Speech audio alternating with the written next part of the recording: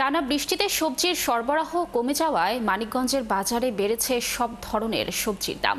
বাজারে প্রতিটি সবজি ৬০ থেকে ১৪০ টাকা পর্যন্ত বিক্রি হচ্ছে। সবচেয়ে বেশি বেড়েছে বেগুন, করলা ও কাঁচা মরিচের দাম।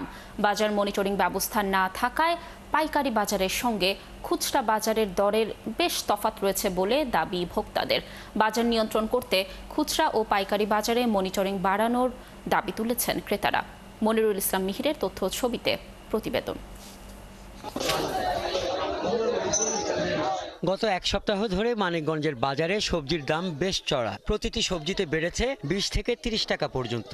বাজার ঘুরে দেখা গেছে গোল বেগুন ১৪০ টাকা, লম্বা বেগুন ১০০ টাকা, করলা ১০০ টাকা, পটল ৮০ টাকা, কাঁকরোল ৮০ টাকা, চিচিঙ্গা ৮০ টাকা, ঢেঁড়স ও শসা ৭০ টাকা কেজিতে বিক্রি হচ্ছে।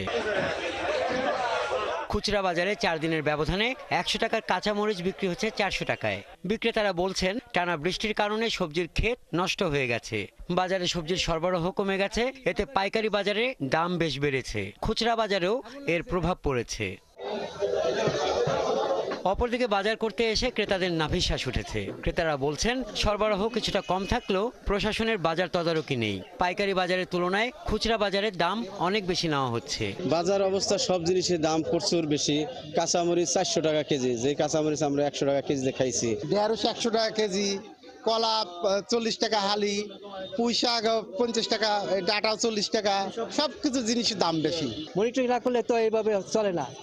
যার যার ইচ্ছা মতন তারা দাম বাড়িয়ে বিক্রি করে। এদিকে বিভিন্ন পাইকারি আড়ত ঘুরে দেখা গেছে শুধুমাত্র কাঁচা মরিচ নয়, পাইকারি আড়তে অন্যান্য সবজির দামও আগের তুলনায় বেশ বেড়েছে। বেগুন, করলা, চিচিঙ্গা, ঢেঁড়স, ধুন্দুল, পটল, ঝিঙ্গা সহ অন্যান্য সবজির দাম প্রতি পাল্লায় ১০০ থেকে ২০০ টাকা পর্যন্ত বাড়তি রয়েছে।